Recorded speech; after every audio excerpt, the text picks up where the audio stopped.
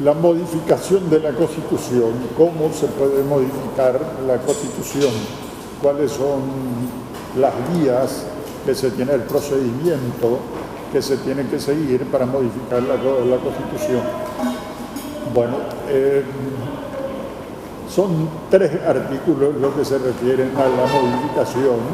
El artículo 289, los 3 últimos artículos, 289, 290 y 291, se refieren a la modificación de la Constitución. Bueno, el primer mecanismo, la primera vía para modificar es la reforma constitucional. Está en el artículo 289, está prácticamente todo lo que se refiere a la reforma de la Constitución. La primera parte, el plazo, este plazo ya no está vigente. Esta parte de la Constitución, esta partecita, esta primera, ya no tiene aplicación, ¿verdad? Porque se han superado los 10 años.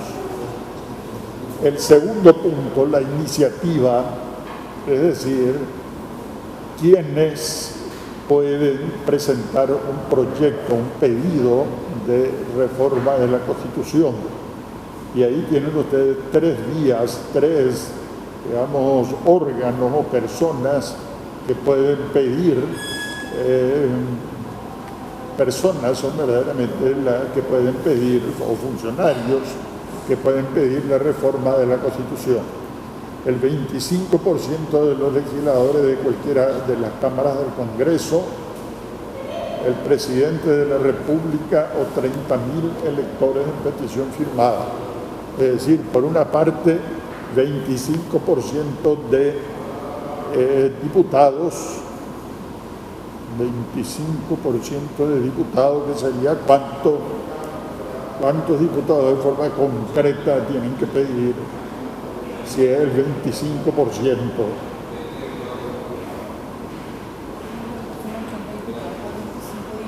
25% de 80. No, de memoria hay que hacer eso. 25% de 80. Bueno, 20, que dijo acá el compañero, 20 diputados, y también pueden ser el 25% de los 45 senadores. Bueno, ahí es un poco más difícil. ¿Cuánto sería? 9, 10. No. 11. O sea, por una primero 50%, que sería 23 y tanto, y coma, con una coma. 24, 50% y 25%, 12 senadores, de manera que pueden pedir 20 diputados, 12 senadores, el presidente de la República o 30.000 electores. Pueden pedir que se modifique, que se haga una reforma de la Constitución. El primer paso sería ese. El segundo es el de la declaración de la necesidad de la reforma. Se tiene que declarar que hay necesidad para hacer esa reforma constitucional. ¿Cuál es el órgano que declara la necesidad? La Cámara del Congreso. ¿Y por qué mayoría?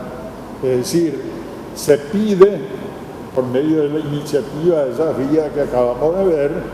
Después el Congreso, las cámaras del Congreso, tienen que declarar la necesidad de la reforma constitucional. Bueno, y para eso, para declarar, para decir que sí hay necesidad de reformar la Constitución, se necesita ¿qué mayoría?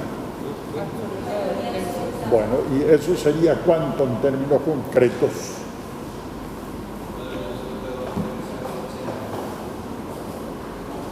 Dos tercios de 45 es más fácil, para comenzar por ahí. ¿Cuánto es? 30 en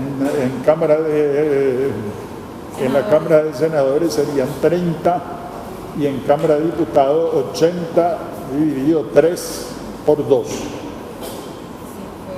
que sería 27, creo que son los tercios,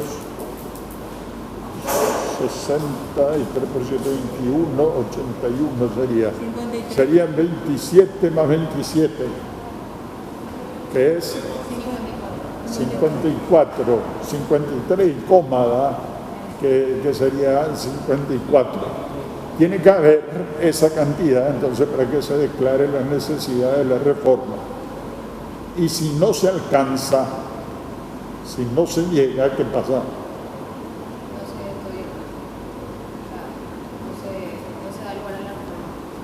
Bueno, ahí se acaba, si es que no se llega a 30 senadores y 54 diputados, si no se llega, puede haber 29 senadores, 52, pongámosle para que no haya discusión, diputados, pero si no se llega a esa mayoría de 2/3, ahí se acaba el intento de hacer una reforma constitucional. Si se alcanzan estas mayorías, entonces se pasa al siguiente paso, que es la elección de convencionales constituyentes. Así como dice ahí, una vez decidida la necesidad de la reforma, entonces se convoca a elecciones para elegir convencionales constituyentes. El Tribunal Superior de Justicia Electoral es el que tiene que convocar a elecciones. Las elecciones tienen que ser específicamente para elegir convencionales constituyentes. No puede coincidir, como dice ahí, ¿verdad?, en comicios generales que no coincidan con ningún otro, es decir, tiene que ser específicamente para elegir convencionales constituyentes. Dentro, y el plazo, ¿verdad?, tiene que ser en 180 días, es decir, en 6 meses, se tiene que hacer la convocatoria a elecciones. Bueno, se llamará a elecciones. Verdaderamente esto tiene que interpretarse en el sentido de que se tienen que convocar y realizar las elecciones dentro de 180 días, dentro de los 6 meses siguientes a la declaración de la necesidad de la reforma. Bueno, y aquí el mismo artículo 289 establece algunas normas respecto de la Convención Nacional Constituyente. Ese es el nombre oficial que tiene acá en nuestro país, el órgano que realiza la reforma constitucional. El nombre en el Paraguay es Convención Nacional Constituyente. Bueno, ¿y qué número máximo de integrantes puede tener esta Convención Nacional Constituyente?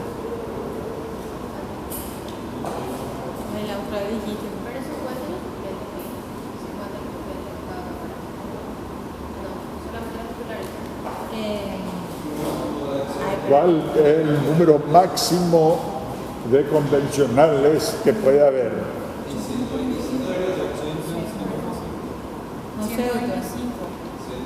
125. No puede ser más de 125. Acá. 180. 40 más 25. No. 45 más 80. Espera, Por eso pregunté si se contaba los suplentes. Dijiste que No, titulares. Entonces, 45. 125. Bueno, 125. Y eso por ejemplo, ahí no dice en forma expresa, pero está contenida la idea. Ahí dice, no podrá exceder del total de los integrantes del Congreso. Es decir, se supone que tienen que saber que son 45 senadores, 80 diputados, y que se sabe sumar 80 y 45.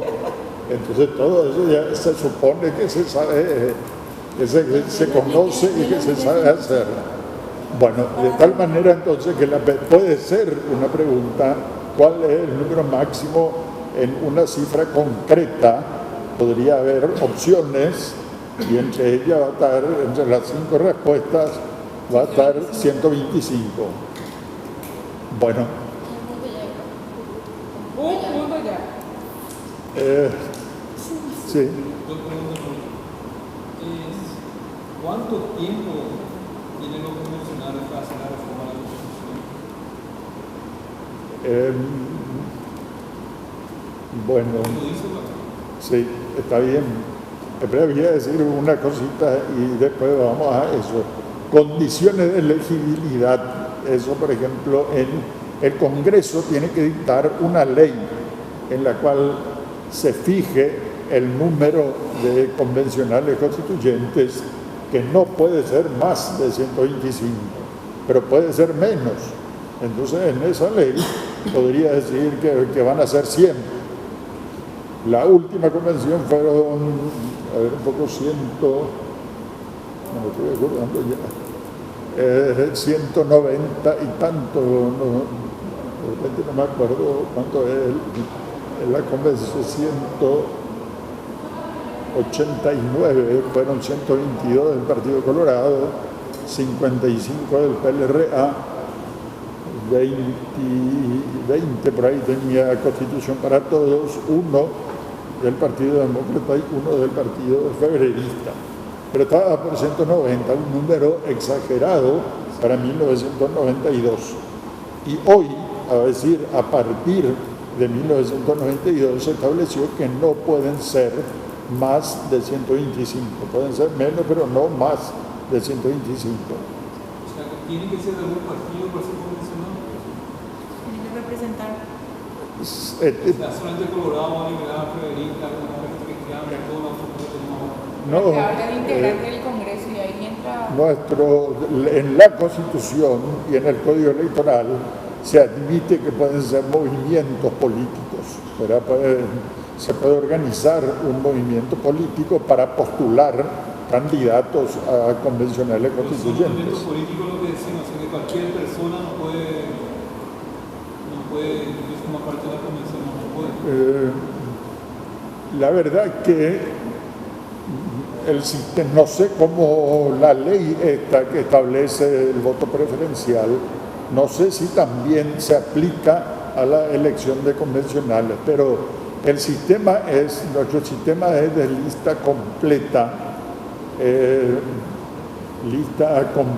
y cerrada, ¿verdad?